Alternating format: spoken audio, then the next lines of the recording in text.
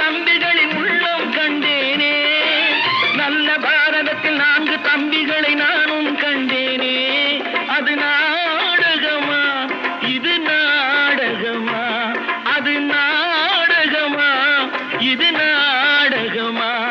இங்கு நான் காணும் வேஷங்கள் கொஞ்சம் அல்லவே, நான் இது போன்ற வேஷத்தில் வந்ததில்லையே. அம்மம்மா தம்பி என்று நம்பி அவன் உன்னை வளர்த்தான்.